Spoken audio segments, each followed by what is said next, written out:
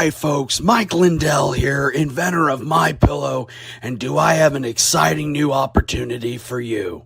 Are you a brand manager or toy tuber that has agreed to do a debate on another toy channel, but your laptop just won't cooperate?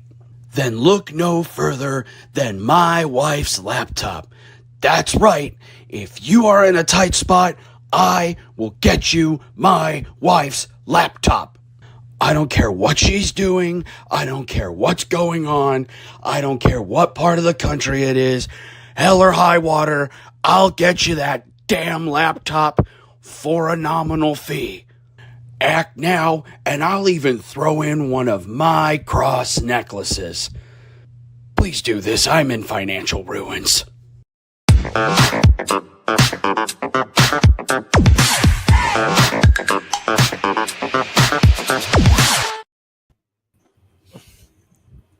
Hello. Hello.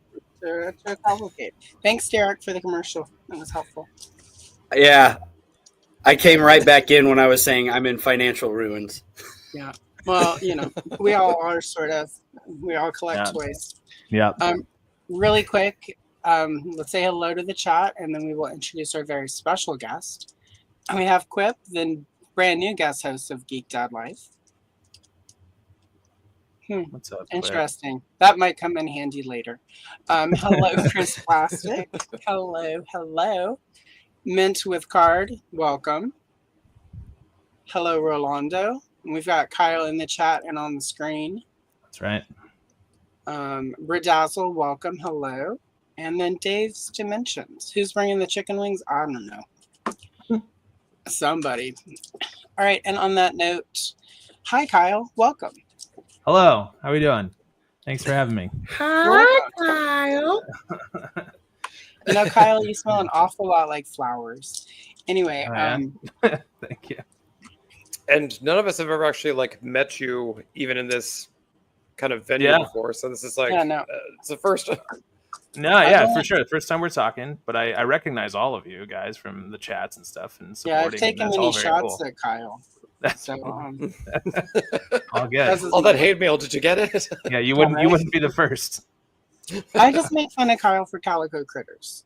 That's different. That's true. Yes, that is true. I deserve that though, but I've come around on them. I don't have a ton of them, but I've got that. I got that one with the lion one with the piano. So that one's. I just got the squirrel family, and my God, they're incredible. Rad. And my girl. Yeah, I don't need Calico Critters. But you want them. No, the problem is my wife just comes home with regular ass critters. I have a flipping rabbit in the other room. Yeah. Just because. The problem with the Calico Critters too is that it's got that charming Victorian fairy tale vibe kind of thing. So you kind of go down the rabbit hole and you're like, ooh, they have a library or a summer home, and you're like, oh no. Yeah. Oh yeah. Like I said, the one I bought I bought it because he's got a grand piano. Of course he does. What figure other than the Elton John comes with a grand piano? Well, Calico Critters screws every other toy company, as you can probably speak to, Kyle. Because everyone's like, why doesn't anyone do play sets? Calico Critters can do play sets. It's like, I don't, Yeah. You ain't got Calico money. That's right. No, I kind of hope they would go. I mean, Polly Pocket apparently is killing it with now a Clueless set, and I'm like, I think Calico Critters needs to delve into license properties stuff? now. 100%, yeah. Yeah, a little my guess is that Seinfeld set. People would love that, but my guess is that that's already been bridged. That's already been approached. They've already been approached numerous times, and they probably said no because it's brand integrity, or they don't need to take on that kind of risk or whatever, what have you. Yes, it would sell like crazy. I 100% agree with you, but they are probably choosing not to actively because they don't need it. It would be really Americans cool all of it all. A Terminator 2 Calico Critter set with the little baby bunnies and kitties. Completely. Leather jacket. Carpenter's It. One of them could be vac metals. Amazing. Have their face blown off. It could be great. And because they're not postable, you could do vac metal without people whining that there's no vac metal. And then when they get the vac metal and move one of the limbs and it all flakes off, then they whine, even though people warned them that's how it works. The internet's not whiny. What are you talking about? I know, right? The internet was I just finished invented for truth watching- only, obviously. Hello, Yeah. Michael. I just watched the And first how- 2 episodes of Ironheart, and I'm like, oh, this is Oh, good. yeah? I'm sure the fans will love it. I haven't watched it yet, but I'll check it out. I watched it. I'm woke now. I know Hmm. now, right? Now. Yeah. I wasn't woke before. I am now. Watch out, guys. There you go. And on that note, for people who don't know who awesome Kyle is, would you like to briefly summarize yourself, Kyle? Sure. My name is Kyle. I am a former creative director, associate art director at Super 7. And I worked on the Ultimates line, Reaction line, Super Cyborgs, just about everything from 2019 till about a month ago. So I've done a lot of toys, and I worked at Cryptozoic before that on 7-inch bombshells and blind box stuff and some board game stuff too. So I've been in the toy industry about 10 years now, and I've worked on just about damn near every brand except for maybe Star Wars and Marvel. I've done pitches and stuff, but nothing official ever came out. So pretty rad. I've had a very fortunate career. Got to do a lot of cool stuff and stuff that I really care about.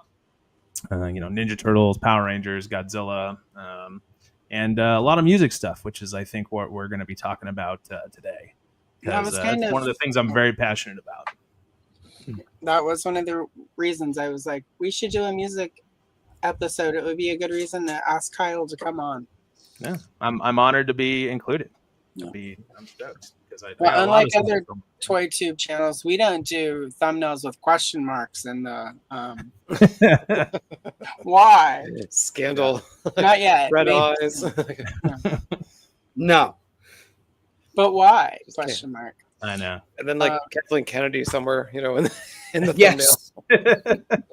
Kathleen Kennedy just fired us all. I'm sorry. Okay, She ruined my childhood. Everyone. Bummer.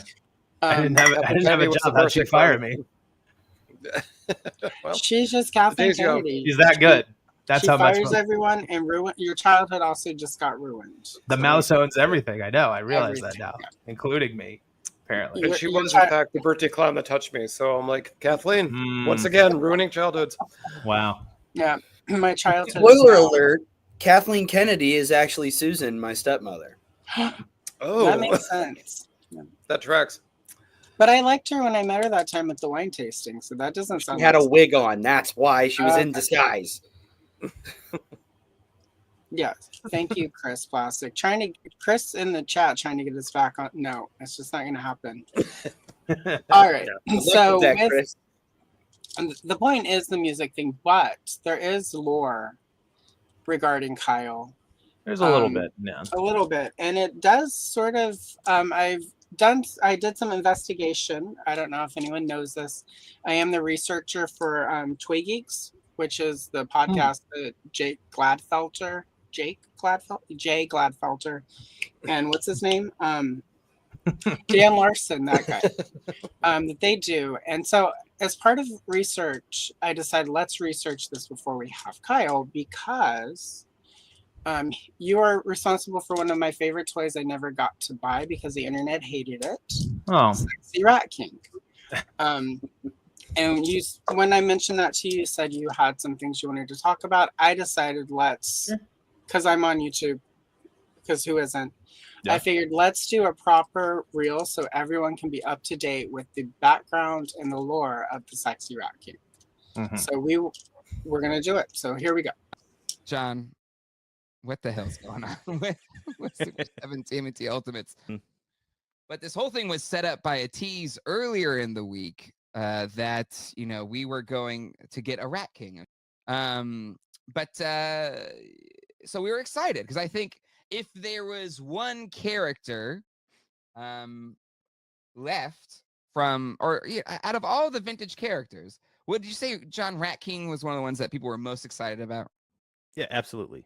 I mean, I got a few that I'm waiting for, but Rat King was definitely on the list because he was early in the years, especially since they were doing some of the later figures like And so I for one is excited. He's just one of those classic kind of grotesque. Whoever they've who's been working on Four Horsemen Studios on these sculpts, the more grotesque figures have been incredible in the Super 7 line. Here we go. It's coming. We're gonna get it. But then we see this picture, and John, not to be a whiny person on the internet, there's already too many of those, but not my Rat King. Whose Rat King is it? Like, he's too handsome. Like, that's a good looking dude with just some bandanas on his face. Not my dude. Anime Rat King. I've seen a lot. Anime Rat King. Yep. Hipster Rat King. Is Ed Sheeran freaky yeah, young Robert Pattinson. I don't know. I listen. I'm an R Pat stan personally. Carrot Top. Oh my god. Oh damn. No, but there's another super chat. It's 49. The Rat King is based off the 2002 Shredder's Revenge game design. So it was based on the original vintage version. Yeah, we're gonna talk about that in a second because that is kind of the official word out of this. So just so everybody knows, we did reach out to Super 7. Okay, it's not like I have like an inside email, but we did ask like, hey, we're gonna talk about this on Friday. And didn't get a response, which is fine. Like they don't have to respond, but I at least wanted to give them a chance if they wanted to say anything. Rick Astley, I could see that a little bit. So this is what we're getting, and I just there's no dead rat belt. There are some things that are out there on the internet that kind of give us some more detail on why they went this way with the Rat King. The first of those, and this kind of went around because the sculptor said this to a lot of people, but our very own Michael Miller, I don't know if he's in the chat, was in another Discord and shared this from the sculptor. His name, I believe it's Kevin, the sculptor. And this is what they had to say. It's got elements from the vintage figure. That body is nearly identical. I even studied the textures on the vintage figure. As for the heads/handsome face, I pulled that design pretty much directly from Shredder's Revenge. It's meant to invoke the feel of that vintage toy while updating it with more modern articulation and modern aesthetics. Vintage figure is very Mirage inspired, but we feel more consumers connect with TV and video game versions. Because you're 100% right, John. TV, film, and games very well covered by NECA. Yep. And the niche that Super 7 carved for itself was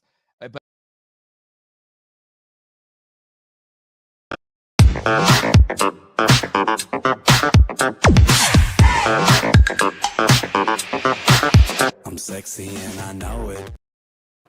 All right. Pretty good. So we've brought everyone up to date, and anyway, the internet whined as they do, and we didn't get our sexy Rat King. Sure. So anyway, but you did though at the same time.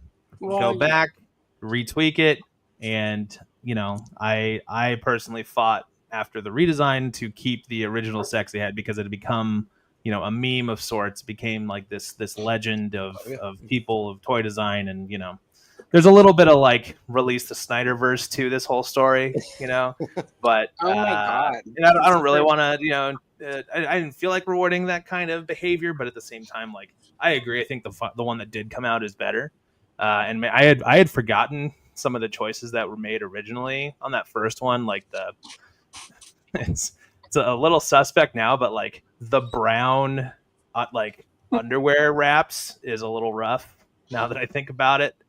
I'm glad that it ended up with a green one for sure, because I think that looks much better. Less on the nose. Yeah, exactly. So no, it was interesting. I hadn't watched that clip in a long time. I think I watched it live back when Jay gave me a shout out and called me Kevin. Super cool of him. Then he wondered why you glared at him the next year at San Diego Comic-Con. I didn't glare at him because I went on to YHS and he was a guest there or whatever, and I really gave him a lot of shit. And after that, we like talked, and like now, like I have his number, and we'll talk occasionally. So like, there's no bad blood whatsoever. I realize that we're giving Jay a hard time because he gave me a hard time, but no. you know, I 100% wouldn't have compiled that if I thought there was actual bad blood. It's fun. Yeah, for sure. No, I mean, like, Wlodyga is one thing, but like Kevin versus Kyle is a whole other animal. Fair, yeah, you know, and way to go saying it right. Not everybody gets that on the first try. So Polish friends. That's right, Polish friends, and I see you in the chat all the time. I know you're studied. So I have specifically not said your last name because I don't want to ruin it and don't want to sound like a rube. So. No, you're all good. I've heard every permutation of it, and none of them make me mad anymore. It used to be like, oh, how are they going to ruin it this time? And now it's like, oh, how are they going to ruin it this time? Come on. Well, one, thank you for having a sense of humor, because nobody else, I wouldn't have done that if I didn't know you were cool. But also, like, I just really, I know there, again, like, I know there are people who are like, it must be exactly like the turtle we had as a kid. Right, yeah. That's not who I am. Like, my understanding is the Amazing Ultimates April, which is the only Turtles Ultimate I did buy, was also designed by you. So thank you for that. Yeah. The Wave 3 one with the, with the like headset head and stuff. Yep. Yeah. That one was fun. It's the only one I actually bought. So. Oh, cool. I'm not, my brother was Turtles. I was not. When him and his friends would play and I would babysit, I would be April. So. Right on. That's so anyway, just thank you for being cool. Yeah, of course. A little more on Rat King though. I definitely was like, we were getting pressure to like move away from some of the vintage designs. And so that's why I did have to like reinvent like what that face looks like and stuff. And like I stand by what I said earlier, which is like, I did research the toy and I have the vintage toy and stuff. And like all those textures are pretty much the exact same and stuff. And you know, that is my interpretation of the head sculpt, or the Shredder's Revenge head sculpt. If you want, I can share my screen. I can show you. I have my original concept up. If you would like, if whatever you can share, like of course. Again, I know there's doesn't matter now. What are they gonna do? Fire me? So. That's a badass attitude, Kyle. I like that shit. And you know, this is an old figure. This is old news, and it's nothing proprietary here. So, I mean, if you look at it based on that original Rat King sculpt, like this is my concept art that I did, and then I art directed and worked with the sculptors in house to kind of execute the figure. And so this is essentially their roadmap. And I don't know. I still stand by the fact that I do not think he's sexy at all, like whatsoever. Like not because like I don't know. It's just like just because he's not like a sewer leper, as Allison called it in our chat. Like doesn't mean that he's like instantly fuckable. Does that make sense? Like I don't get it. But and as I said in the chat, like if he's not half of the men out there, you know. Yeah. It's the Pedro Pascal of it all. It's like you're hot for reasons beyond your looks. Like it's that realm. Like it's the BDE. Got it. Yeah. Like Carrie Fisher's BDE. Is that a rat throwing star? Is that what I'm looking at? Okay, so that's an actual Rat King. Thank you, Derek. Got it. So it's an actual Rat King. So there's like legends of, you know, especially from like plague times. Like that's where the term Rat King comes from. Is like they would find. Yes. Piles and piles of rats tied together by their tails because they're like so on top of each other, their tails get entangled and they all die. God. Yeah. And that's what the term Rat King is called. And so I wanted to do like an actual Rat King accessory to go with Rat King. But, and we sculpted it even too, but it just became preposterously expensive. It was going to be like an extra $5 on the figure to like do that. It was like too much. But it was a fun idea. So I mean, I learned history tonight, so that's cool. Yeah, every day's a school day, man. And I think the biggest casualty though of this first version of the Rat King is the Pizza Rat. For whatever reason, they decided to just completely nix the Pizza Rat after, because I was like, no, we got to keep the Pizza Rat. Like, and they're like, no, no, he's not copyrighted. But at the time, I think they were like, we need to remove all taste in everyone's mouth of this first Rat King. So it was actually like a hard, I know, do with that what you will. But I it was a hard fight to get that sexy head in there again after people were so upset about it. So well, it's funny though because and I didn't go and because that's way too many. Old live streams are not fun. sure. I didn't go and find it, but whenever I do remember, and we were all in chat because where else would the three of us losers be on a Sunday night? But whenever the new replacement Rat King came out, there were people in chat complaining that we weren't getting sexy Rat King. I know you can't win. Complaining when he was the sex, and I was like, you guys. So. Also, you mentioned this wave was the one where this the wave where they started to veer into like less vintagey because you had like Sexy Rat King, you had Ninja April, Karai kind of got slotted in, but she was in, but that she wasn't in, and then she replaced Rat King. Like that was a weird thing. Yeah. There was a little bit of shuffling, building the race car on the track, as it were, figuring that out. That is the first one that it was like really like okay, like get away from the vintage designs, but like we had like classic rocker Leo pretty much done already, so it was like, can we just do it? And they're like, yeah, sure, whatever. So and that actually turned out to be one of my favorite figures in that whole line is the classic rocker Leo, and I am a known Leo hater, and for whatever reason, like the Leo, some of the Leo variants that we got to do are actually some of the most fun and the ones that I had like I'm the most proud of. So I'm a Leo fan, so okay, it's all right. You can be wrong. That's fine. You're entitled to be wrong. That's it's okay. like what Kyle just did. That's what we call big Polish energy. Because I'm a Polak. I'm a Polak too, and it is very. And so is my wife, and it's very common for us to be. It's okay. It's okay that you're wrong. You can sit there in your wrongness. That's fine. Right. Yeah. Your failure. But that stinks. It does. Yeah. I ultimately it's not. It obviously didn't resonate with people, and that's fine. And we ultimately got a version that people do like with the classic heads. But then you get the sexy ones. You split the difference, get the best of both worlds. And for a long time, it was like actually like a very difficult thing for me to like kind of wrestle and grapple with because like people were like super upset about it, and like I don't know, the whole thing was like a very good exercise in like you are not your art. Like you need to separate yourself from your work, especially if you're doing it for a studio. Like as artists, we want to have bleeding hearts or whatever. You put like your fucking soul into everything that you're doing or whatever, but like at the same time, like if you're work for hire like for a studio on an IP you don't own, like you should be able to remove that yourself from that even farther, but it doesn't make it any easier. Especially that was like a really good first like hey, like this doesn't matter, like your self-worth has nothing to do with Sexy Rat King, so you just also you're more than Sexy Rat King, right? Kyle. Exactly. Well, I was worried that I wasn't gonna be for a while.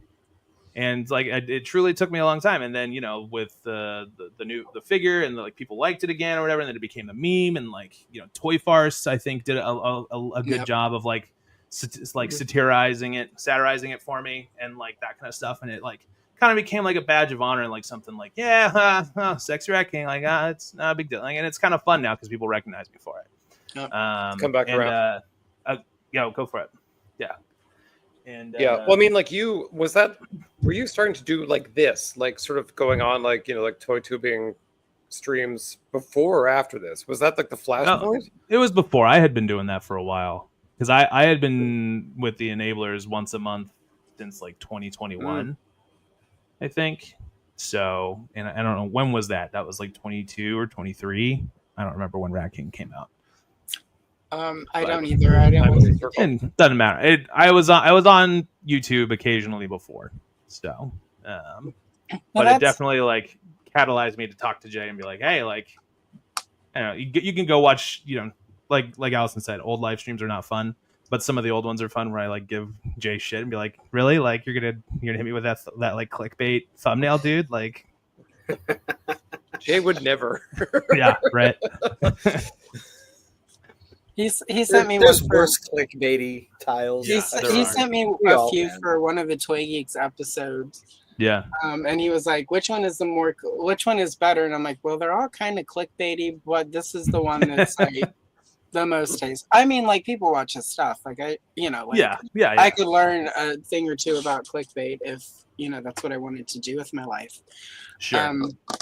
But, there's an art to it. I think some people, what I will say, and again, I am on the payroll, so I have to tread lightly. What I will say about Jay, though, is it's not really ever mean-spirited. It's just like, literally, let's get the eyes on the thing. So yeah, for sure. And to his credit, after I gave him shit for it, and then he had me on again later to talk about the updated Rat King. If people will remember the one with Sexy Rat King says "Why though?" ? Yeah. I remember that the one where I came on and talked about the new one said "Yes though?" ? Which hilarious. So yeah, and that's the key is like ... and a question mark somewhere. Yeah, for sure. So I don't know. It was an interesting time, and I think people do know me for it, but I think they also know that I did like the 2003 Turtles and like other good fun stuff. So I was worried that it was going to be the only thing that people like know me for, and would never work in this town again, kind of thing. But it ultimately kind of became a badge of honor, and then that was kind of cemented with when was it Designer Con? The last time Designer Con was in Anaheim, so that would have been 23 or 24. I don't remember, but a guy named Tim, who's a longtime Super 7 fan, knows Flynn and Josh and has been collecting forever. He made a gift for me, which was very, very cool of him, very special, and I have it hanging in my office. Aww. Rad. The best part about this, though, and this is not a knock on Tim, I actually like it even more now. He misspelt sexiest, so it's Sexist Man Alive, which is like no notes, super funny. My favorite part. No regrets. Yeah, exactly. Regrets. Yeah. So that's hanging in my office now, and so it's like I said, it's become it's like a full circle moment of like empowerment, I think. So. And then really quickly, Stanley's Toy Channel is stating the music Leo and Surfing Mike are some of his favorite. Mine are those ones that you also did? I worked on every single turtle figure from wave 1 till wave 13. Just now, yeah. Well, I mean, I will say, despite some of the more negative Nancy's on the internet, Turtles is just one of those lines people are super passionate about. Yeah. So there's that, but at the same time, like when they like what you do, I mean, Playmates was very fortunate. There was no internet in like 1990 to whenever they were doing. Otherwise, Lord only knows. I mean, I would have been like, because I was like, why does Shredder look like he's taking a dump? He's the worst figure. Like, the worst. Why don't you guys pack out more scratches in the cases? Yeah, right. Like, and I wasn't even doing toys. I was just looking at my brother's turtles. I'm like, why is he like pooping? Right. And then my brother would cry. Well, even like the turtles, I think it was like Donatello was on like one flat foot and one tippy toe on the back, like way in the back. And I was like, what are we doing here? Like, just give me a figure that can stand. Like, yeah. Well, and they do some of that stuff going into the line further. Like the original 2003 Turtles from Playmates have a similar kind of stance. Their feet are bigger, so they can do that like a little bit better, but it's still like one down, one akimbo or whatever, up or whatever. It's kind of frustrating. Yeah, I mean, the 90s was like wild for that. I mean, I always think of Total Justice from, was it Kenner? Yeah, it was Kenner. And I mean, like, literally, like, one leg's like a mile backwards, and the other is like this spindly little toothpick up forward. And I'm like, what do I do with it? Yeah, you had like 5 points of articulate. Like, Flash, his legs were like a country mile apart, and his arms were like, it's like Naruto running. Yeah. Fast. Yeah. I mean, still, they were cool in a sense. Like that was the only kind of Justice League figures we had at the time. Mm-hmm. So, yeah. But yeah, they stood like a superpower successor. And I mean, they were and very like McFarlane, very 90s, very extreme, very totally so in your face. Like, Yeah. So extreme. And And then also just Hasbro took it over for the Justice League line and beat the shit out of that buck. Yeah, that Wonder Woman was the worst Wonder Woman ever. Also, Allison heard Total Justice and just left. She's like, I'm out of here. No, I closed the door, but apparently two of the cats were still in here, and then they let me know. So I went and kicked them out. Nobody needs to That's see what I my like butt. about having my new office. I could shut the door and every other mammal There you and go. reptile in this house. Also, Derek, you have like a toy display. You've got like a toy tuber. Pretty You good. need a beard. You're a straight toy tuber. You need a beard. But like, oh, you got the Allison Nah. has even said heteroflexible.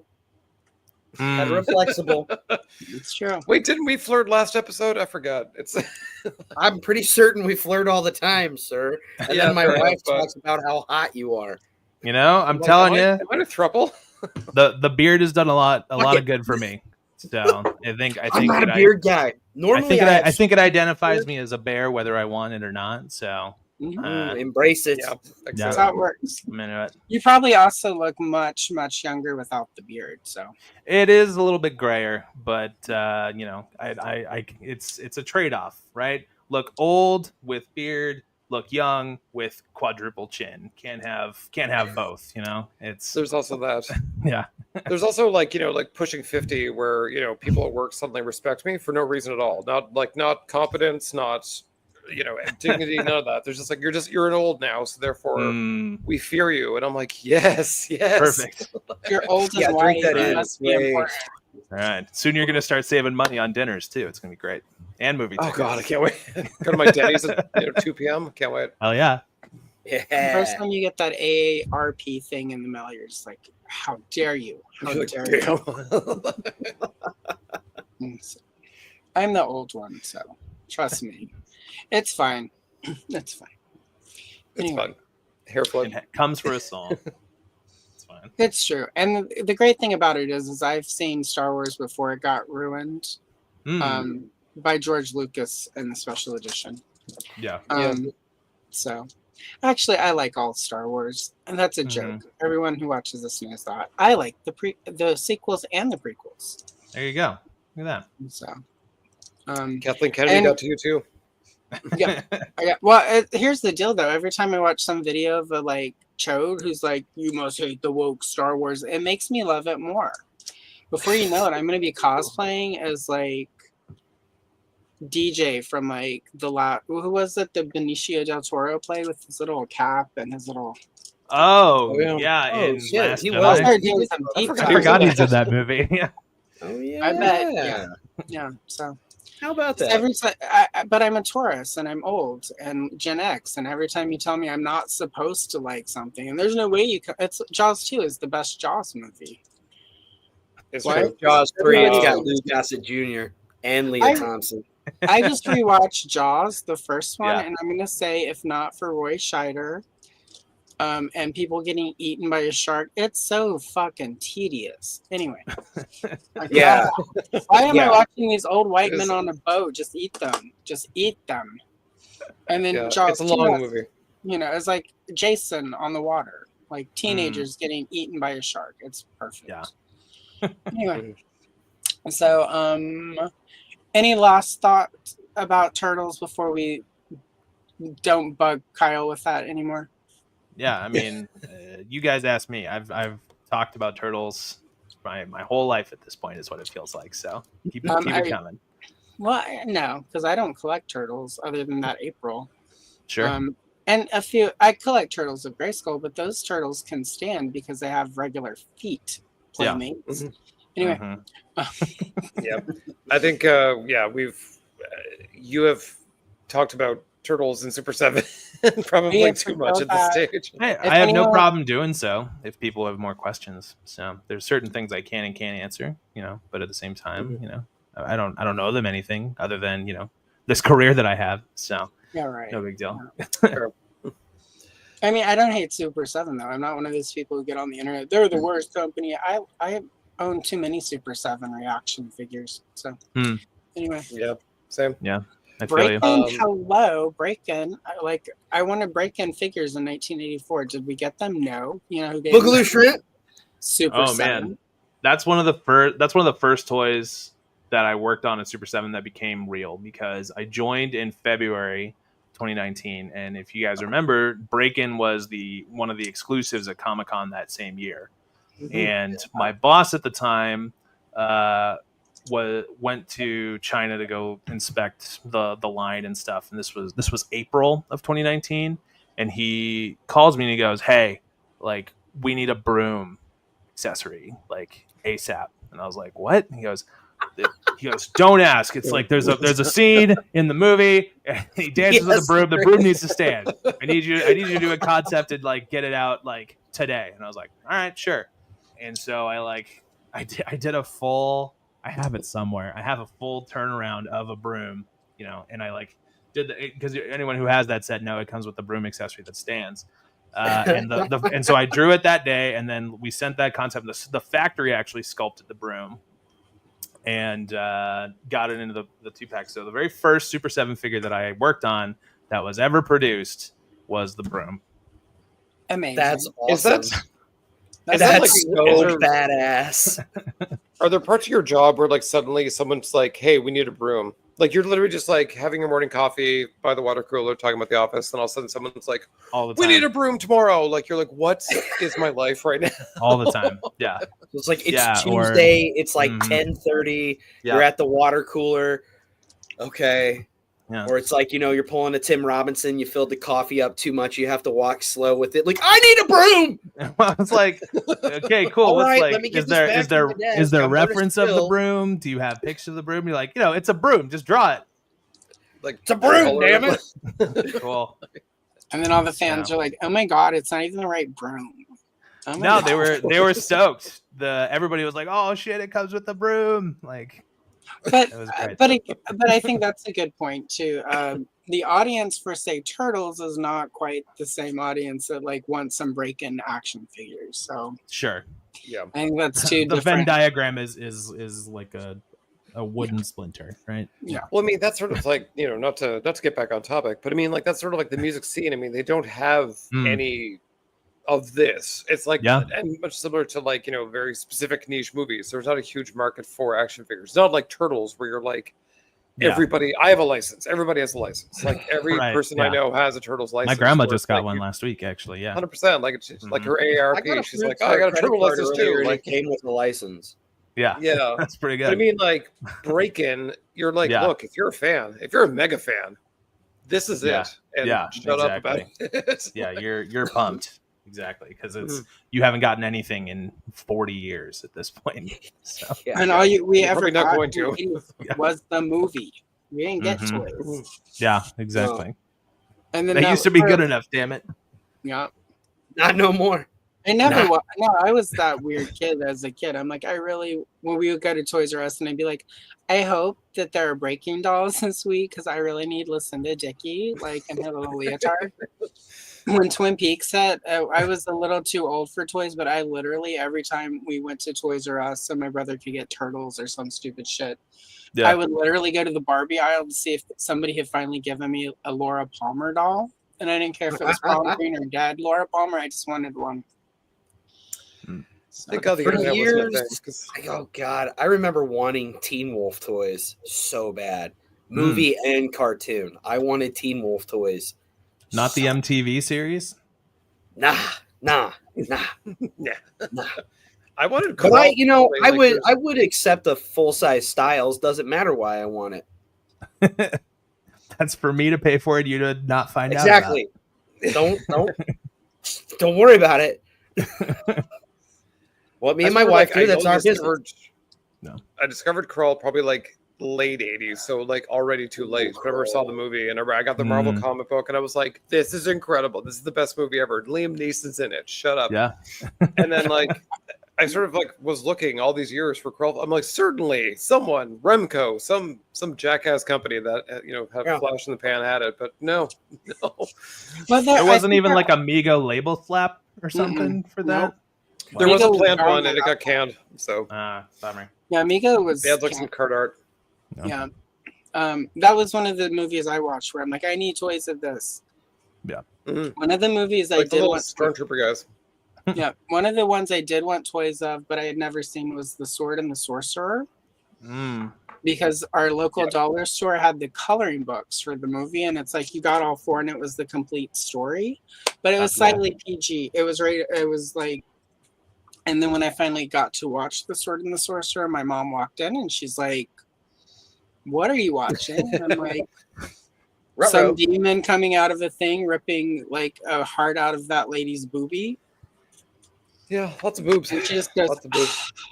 I mean, like, same with Savage Street. I always wanted a Linda Blair doll from Savage Streets. So, and with her little crossbow, her black bodies. I was a weird. I'm okay. I'm a weird kid. I still am. Let's see. Yeah, everyone just. So let's sort of ease into the other reason that Kyle's here, other than we just wanted to hang out with you, Kyle. Happy we think to. you're cool. I'll come back anytime you want. So I'll drag you onto a Sunday morning stream with me and we'll color something. Sure. Kyle's cooler than the other side of the pillow. Kyle's a real artist. He'll show me up. The coloring is shockingly soothingly. I literally just did this past Sunday, and I'm all like, I'm a creative, artistic person. There you go. You look in the mirror, you have a beret on for no reason. 100%. I'm like, where did this come from? With a little palette. You now started holding your wine like this. I do anyway because it's in the name. Yeah, you right. Yeah. I'm fancy. Anyone can be an artist. It's easy. Just make some happy little trees. And really quick, that would be really cool. No Glomer. I'm sorry, Alex. I adore you, but Glomer is the worst. Sit in your wrongness. Oh, exactly. This song comes on once a week. Keep that in mind because we will need that shortly. Stay frosty, Quip. I mean, there's a beret on the screen right now. We're gonna do some music stuff because that's part of why Kyle was perfect for this episode. Really quick, the only real news we're going to do tonight is the San Diego Comic-Con announcement of Jerica and Synergy. That's cool. It's super cool. It's a little spendy, but I feel like it's worth it. So I will probably own this. Especially I was terrified it was going to sell out. So I was literally at a work event and I knew it was coming at some point during the morning, and I just sort of saw it. I'm like, go pay. What? I didn't even look at the price tag. And then I kind of got the, of course, Canadian conversion rate. I was like, what have I done? but cartoon versions of Synergy and Jerica. Everyone's been wanting a Jerica. I doubt we'll get the cartoon versions of them, more so probably the vintage dolls. So I'm like, this is what I wanted. Yeah. Well, I'll speak to this really quick, Mint, with card. We've not seen the packaging, but allegedly these are coming with extra accessories, some really fancy packaging. One thing I enjoy about the loyal subjects is that even when they do a San Diego Comic-Con exclusive, it's usually a special version of something you can get in some capacity at retail. So we'll get a Jerica and a Synergy, maybe not just like these, but they will get us those. So unlike some companies, Hasbro. But now you live in a world where you're going to have 2 opportunities to get Synergy and Jerica, which you have not had for, again, 40 years or what have you. So, right. Ever. Even the original one, to be alive. Exactly. Even the original one didn't have the right hair. You just sort of covered everything with the bangs. So, yeah. I think it's they're going to do supposedly Mask tomorrow. So we'll see what the difference there is. Supposedly it's Scott and T-Bob, and maybe it's Vac Metal or Glossy or something. But I mean, it's if it's not your jam, it's coming out anyway on July 1st. So just wait. Yeah. Well, if it's not your jam, just don't buy it. Save that money for something that is your jam. Yeah, just don't buy it and keep living your life instead of, bitching about it. Yeah. Let people enjoy things. It's not going to hurt anyone if you enjoy it. Yeah, so, you get to keep living your life. That's right. The first retro cavalcade Derek and I did was specifically because it was when the loyal subject announced Chem. So we just every time we have to work this in. I think it coincided with the Snake Lair debacle, and it was damn near a year ago because it was San Diego Comic-Con. Yep, it was almost a year ago. Yeah. And I think you and I were both just fed up with people pissing and moaning. And then it's like, hey, Andrew, are you also mad at people pissing and moaning? Great. Come along with me. That's true, Chris. You do. All right, really quick. So anyway, this is cool. If it's overpriced, don't worry about it. The loyal subjects so far, knock on wood, has been really good about more reasonable, affordable options of all of the things they've released. Mm-hmm. Exactly, Quip. Ain't that the truth, Quip? Never. All right, so we all picked some musical figures that we would like. Yeah. And Derek, you're going first this time because you went last time. So That's fine. Yeah, I need a toy of his purple badness. Yeah. Lord. Oh. Yep. Yeah. And if he would can do have really well. a stand where it's like you hit a button and it will just play excerpts of song. There's no way this will ever happen because the estate is, crazy. But oh my God, like a Purple Rain Prince. Yeah. And you could do like a variant of like just purple, like head to toe purple, full purple, clear purple, purple glitter, various shades of gummy, purple. like yeah. Like this would sell like madness. Yeah. Like if you did like a regular release and everything, and then you had like the purple variant, but you did it the way NECA did the video game variant of the '89 Batman. With the all that pixel stuff. Oh, yeah. Well, kind of just like he was different shading and like. Oh my God. Yeah, that'd be great. Ugh. I mean, can I get a soft goods style Mezco-y type thing? Because like I want the ruffle shirt, but like in actual soft goods and like the jacket. You got to have the ruffles. And give me the bike too. Yes. Come on. Yes. He's such a tough one too because there's so many again even like Raspberry Beret there's so many iconic looks that like this is the one, but there's so many others you could do a whole subline. Hell yeah. And we Prince came up a lot when I was working at Super 7. I'm sure got close, certain things, things like that. But like the thing we all wanted to do Purple Rain, but the other thing that we wanted to do was figure out the absolute licensing nightmare that would be doing Dave Chappelle as Prince with the pancakes and a basketball. As the SDCC exclusive, yes, Millen Morris Day. Fuck yeah. And Mint with Card has another complete licensing nightmare for Prince. Oh, for sure. Yeah, absolutely. But how sick would it be if like the exclusive comes with the basketball, the pancakes, and like a little hoop that you can just like put him next to? Because like remember he like does it and then he like floats down, but he has like both arms are down as he's floating down. Yeah, that would be the laughing Prince Adam 100%. Like, you have to do a new head because it's like you got to make it look very much like Chappelle, but in like makeup and all that. Oh, I love that Kyle brought that up because one, this line lives rent free in my head to begin with, but I'm a FedEx guy by trade, and I'm in Central Illinois. It's balls hot right now. I bet, yeah. And all I could think, like sweat rolling off of me by 9:45, was like, Prince, can I get a towel? Why don't you cleanse yourself in the cooling waters of Lake Minnetonka? Yep. Yeah.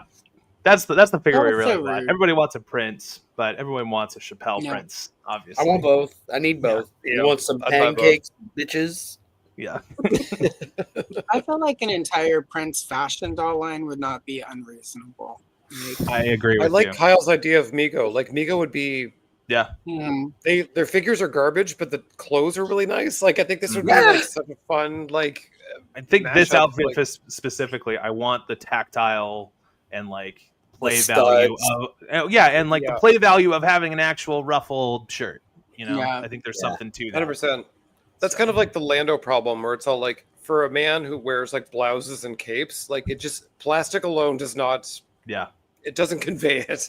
Mm-hmm. I agree. Yeah. And then of course Derek also picked Morris Day in the Time. Oh yeah. Yes. Mm-hmm. Look at those guys. All those Fucking outfits. shit. Springfield native. Morris Day. Dude, you could just use that Prince figure and just reuse it for the pink suit right there. Just recolor it. Easy. Exactly. Yeah. That would be a pretty just an entire purple ring because I would want Apollonia as well. And you gotta have that bitch Apollonia. And then her backup singer Brenda from Vanity 6. When I was a kid, I wanted to be Brenda. Oh yeah. Yeah, Apollonia, the movie, and the bike. That's like a good free pack. Yeah. Or whatever. So, oh yeah, it would be pretty good. Yeah. Like also the whole movie point, is... Bulletproof. I'm so excited about Bulletproof. I'm so excited. A cab, but like I love cops and crooks, so that's completely different. There's not. I don't real care, cops. but it's so cool. It's not real. A little bit of super sculpty, you could turn them into Morris Day. Very easily. Yeah. Oh, I wanna know you. Did I tell you all this holds 3 beers? There you go. Great. Oh, dude. Huey Lewis, amazing. Hell yeah. How is that? How did we not do a 2-pack of that with him and American Psycho? Or him and Weird Al from that American Psycho parody. Oh, yeah, the parody thing. Yeah, that'd be great. Yes. Actually, Weird Al. I wish I picked Weird Al. Damn it. Weird Al. Yeah. That's the one I thought about that today too. I was like, oh man, Weird Al. Like there's so many, and it's such an undertapped thing. Weird Al would work because you get the Hawaiian shirt and then you can do like the rooted hair of the curliness. Oh, I want that hair to be the biggest it can be. I'd like just as crazy as you can get it. But there's so many I'd want fat. I'd want like a surgeon. I was just gonna say, do it like a surgeon Al, Dare to Be Stupid Al. I think you start with Core Al, aka Naked Gun Al, right? Yeah, absolutely. And then you go into the specific ones. Oh yeah, definitely Jedi Al from. Jedi Al, White and Nerdy Al. Yeah. Lola. Yeah, Lola. Yeah. Wait, what? What? This sounds familiar, but I can't. That's I can go on. We're all heading to eBay right now. Yeah, right. Anyway, and I've heard Huey Lewis is one of the most gifted musicians in the music industry of the 80s. So. I've also heard that. BDE. So I have a cousin was friends with a groupie. So. Nice. Good girl. Yeah. First-hand experience, y'all. Literally. She was running her mouth, but anyway. What was left of it? God. Yeah. Right. Found it suddenly full. Get the jaws of life. Oh, nice. Okay. Oh, true. Yeah. Oh, okay. And then followed by Derek's next choice of Tears for Fears. Yes. Yeah. Yes. Specifically, songs from the Big Chair era. Yeah. The big sweaters. The mullets. Hell yeah. Oh, yeah. Hell yeah. Mm-hmm. And great album. I think you had like 4 #1 singles off that album. That era, Tears and Fears, Figures. Oh, yeah. Yeah. Mm-hmm. Hell yeah. I agree. I agree with all of your choices. I saw them earlier. All of these are good. And then REO Speedwagon. REO fucking Speedwagon. Hell yeah. Local boys made good. My dad fucked one of their sisters. Hell yeah. Not a joke. I think he dated. They're from here, and so mm-hmm. they're from like the East Peoria Champaign area. They would practice in my grandparents. What the hell? They would practice in my grandparents' garage. They really started getting some heat and coming together when they were at U of I. And I think it was Kevin Cronin's sister that my dad dated for a while. Apparently, Gary Richrath was like in town after one of their first tours and at like a house party and like sang to my stepmom, whatever. And then I helped Gary Richrath's nephew buy a car many years later. So I have an affinity for REO Speedwagon. If you're from here, Central Illinois, you have an affinity for. You love some REO. No, I feel you. I'm originally from Detroit, and there's definitely a lot of bands that are like. Oh hell yeah! So it's a huge town for that. Oh yeah. That middle guy with the afro almost looks like Brian May. A little bit. Threw me off for a second. Okay, so the middle guy with the afro looks like Brian May. Right in front of him, the guy doing this, he looks a little like Brick something.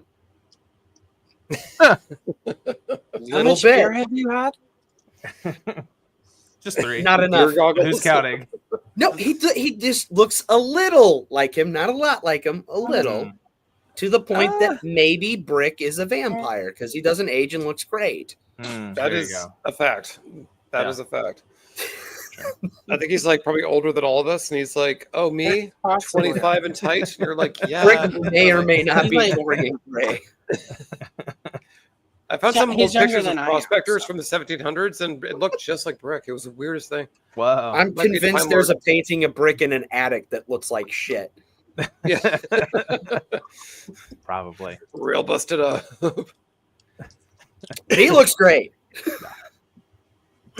Just the picture in the attic doesn't. Derek is airing all of his bisexual crushes for the Don't worry about it. Don't worry about it. Everything's fine. Next up are my picks. I kind of cheated, and I picked Kid Video. Like the entire show needs a toy line. Sure. This was one again as a kid where I was like, where are these figures? Because it was a Saturday morning cartoon for like 2 years. First year had not so great animation. The next season was very stylized, and there were snippets of videos in them. So this was a Saturday morning destination. Next, of course, we need multiple Olivia Newton-John, and it is a known fact. And now that you're part of the clique, Kyle, you need to go and watch the last scene of Xanadu at the disco and pick out which part is yours, because when I die, my funeral will be a recreation of that. Okay, got it. With my body, and I'll be dead and like stuffed with stuff. Sure. Like embalming things, but I'll be in that, and then they'll just lift me up on like. You gotta give me a list of the current cast, so I'm not double booking. Yep. I guess I could understudy for somebody. Yeah. But a couple Xanadu, Olivia Newton-John dolls. Yeah. There's an entire wardrobe. So yeah, that'd be great. I love that type. I haven't seen this in forever. It's you either love it or you don't. And of course, again, I'm gonna cheat. I want all of the Go-Go's. Sure. Hell yes. Belinda, that's a good 5-pack. Yeah, for sure. Jane, Kathy, Charlotte, and then Gina. Why do I always forget Gina? Gina. The accessories would be incredible. It'd be like a switchblade, little dime bag, like just like absolutely Jane insane. could come with a little bit of resentment toward Belinda. Yeah. Belinda would never let old Harper. Hopefully, also instruments and not just drugs and weapons. Nah. Useless.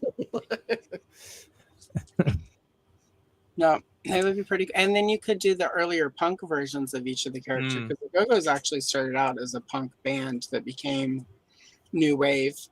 I think Belinda and Jane met when they were part of, was it the Germs with Pat Schmier and other people? So I forget what Belinda's name was, but she had like a little punk name or some such. So anyway, Go-Go's. I think you need to do all 5 of these guys though in one pack. Though. I don't think you can individually card these, and you could probably get away with Belinda. And then you could get away with, you would need to use a specific, you would have to do swappable hair on Jane Weedland. So then you could then reuse her in the Bill and Ted toy line because she was Joan of Arc. Right. And in the Clue toy line where she was the singing telegram. So, so you could get reused, just not as a Go-Go. So. Oh, God, Clue figures. That would be great too. That would be pretty good. Music. That would be good. Sorry. It's not music. Yeah. Billy Ocean, one of my other crushes as a child. I will admit, at my current age, I realize that running around saying I wanted to be a Caribbean queen was very racially insensitive and appropriative of me, and I do apologize for that. All good. I've learned and I've grown. I did want to get out of his dreams and into his car, and I was like 10, so the fact that that could have been problematic. So I get it. Could have ended up on a milk carton, and then they would have brought me back. Like, take the bitch. No, It was the 80s. You were safer. Oh yeah, yeah, Probably. Yeah. So anyway, I would have wanted a Billy Ocean. He was cool. Yeah. And then I need Liz Fair. Whether you need a Liz Fair. I need it. Yep. I tried to learn to play guitar because of Liz Fair, and not one of my talents. But yeah, so. I don't think it breaks the rules. No, it's just a box set. Hello, Hedgehog Action. Do it. Depends on the ska band, Chris. Yeah. Depends on the ska band. But yeah, money busters?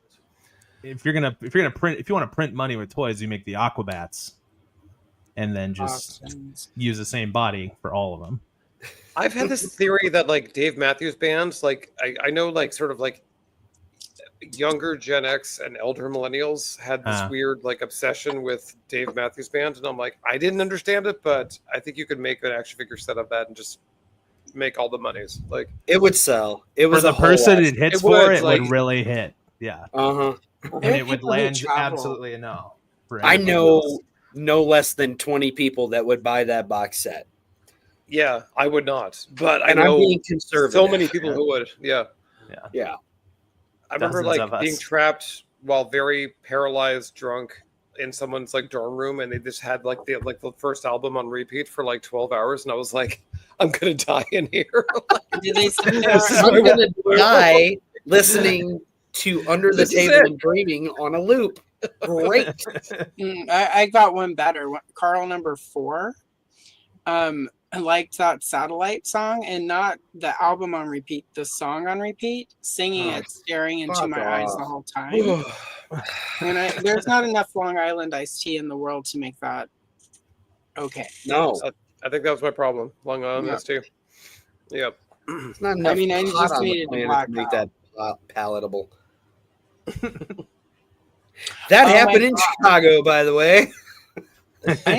We need to figure out how to do an episode because I think this year is the 25th anniversary of the bus dump. So the poopening. Yeah. Is it really? Why do you know that it's 25 years of that? They're just it's in my calendar. So much years since it happened. I'm a weird person. No, it's fine. It's just, like it's in your calendar. Okay, so like that thing I just mentioned, my ex who like made me listen to that while he stared meaningfully at me, and I wasn't drunk enough. So after that, I sort of resented Dave Matthews for existing, which is reasonable. Sure. But then when the poop story happened, where they dumped it, because he was always like, Dave Matthews is just the best. He would never let anything bad happen to anyone. He would protect you like an angel. And then their tour bus dumped on like a boat. It was an architectural tour in Chicago going along the Chicago River. Amazing. One person was sitting there with like a glass of wine halfway through their sandwich. One of those bridges used for fucking Batman Begins. Brutal. And that's their legacy now. I'm gonna message Shauna real quick. She'll know what year it happened because she's from Chicago. Yeah, it's either 25 or 26. She was on the boat. Anyway. No, she was not. She would have told me. People wanting Hootie and the Blowfish, which I can see that. Yeah. Which one do you do first, though? Hootie or the Blowfish? You have to do Hootie first. Always Hootie. Yeah. Always. Bummer. Oh my gosh. Who knew we would go to such amazing places? Anyway, while Derek does the footwork, we're going to move to Andrew's picks. Which Cindy was one of my picks, but I let you have it. This. Hell yeah. I think it's more, I mean, I love Cindy. Yeah. And she's still, she's been making music nonstop since before this album came out. Like, I mean, just like this juggernaut. But I always I'm not terribly a music guy. I love Cyndi Lauper, but I mean, like when I was thinking of like what makes a good action figure, this look, this cover, it would be killer on paint apps because of the hair alone. Sure. But she was so colorful and she was so like prototypical 80s that like there's no one better for a figure than this. Like this is or like frankly Migo or NECA, like whatever. Like she would fit any style. She's very super vibrant. Yes. Even now. Still pretty toyetic in how she dresses and all that. So that's cool. She's so unusual. Did they make a Barbie? That's cool. For Barbie, but we are sort of, Chris, talking action figures. No offense. It's a topic, Chris. Action figures, but I'm joking, Chris. You know that. This is a good question. I'm going to assume because whoever is in charge of WWEF figures is stupid. Anyway, that's just also sorry. 2004. That's the poop incident. 2004. Oh my God, okay, 21. 21 years. Yes. Okay. That incident is old enough to drink. Damn. We just need 4 more years, so then we can use a 4 non-blondes reference. Perfect. For memorializing it 25 years.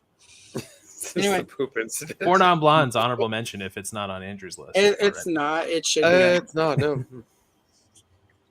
That hat alone. Yeah, I mean, and then you could reuse it for Jamiroquai figures.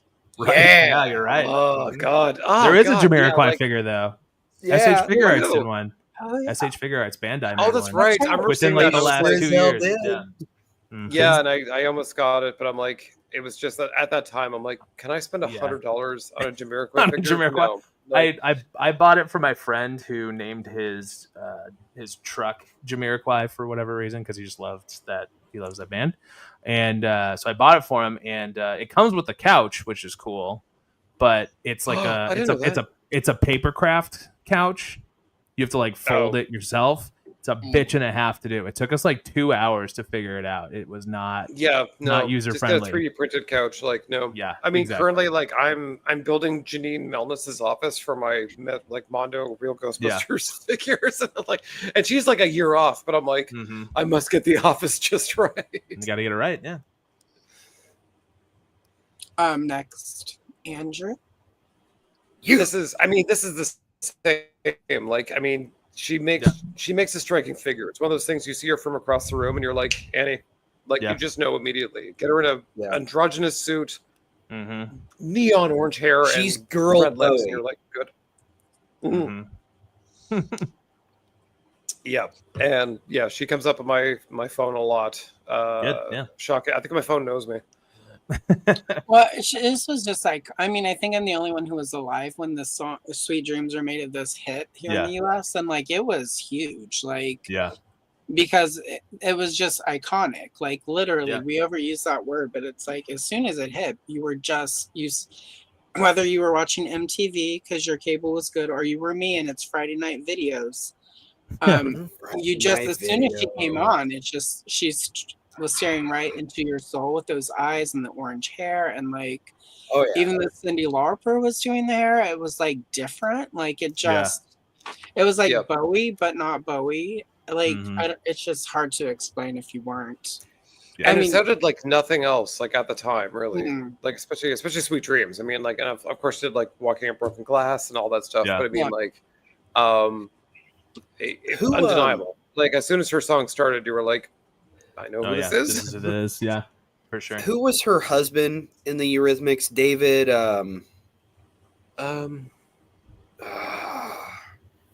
He was also a producer, and he was a hell of a musician.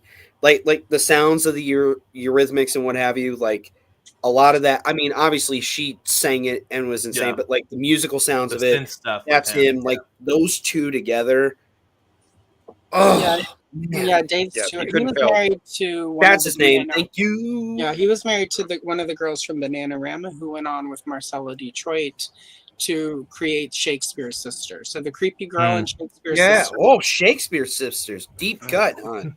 Hell yeah. 5 Degrees of Sean Penn, like.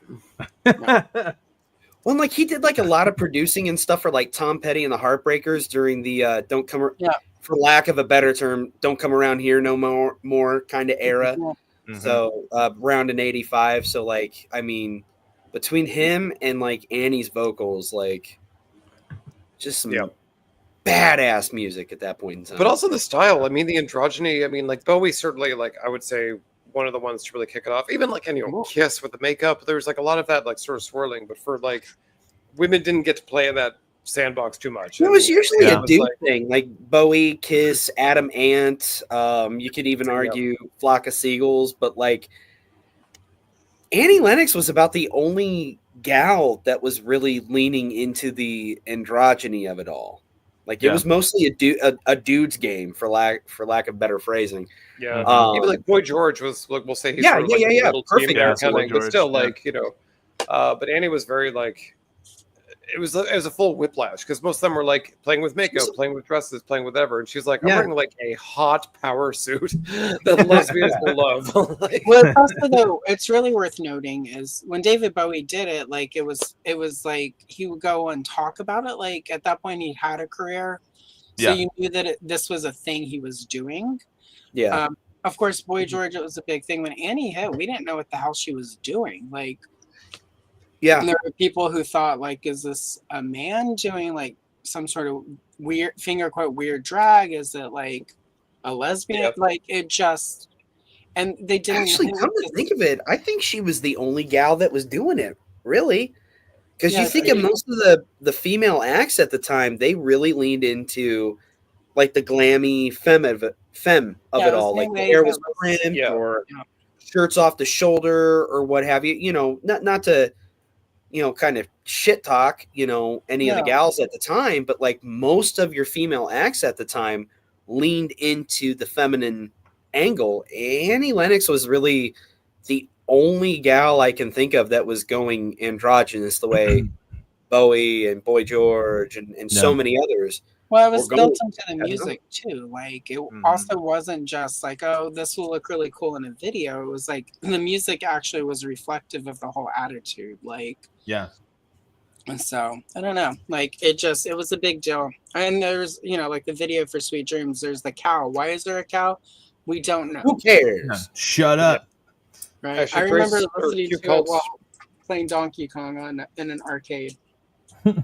Q Call makes a big good point here where it's like Grace Jones, very similar. Well, she was a musician-ish, like, but she was more known for a model, but like she was very much like in that realm of like harsh angles. Like she was an iconoclast, damn it. Yeah. Well, I mean, like my uncle, when Grace Jones hit, like he was living in New York, and she was very big in the dance scene.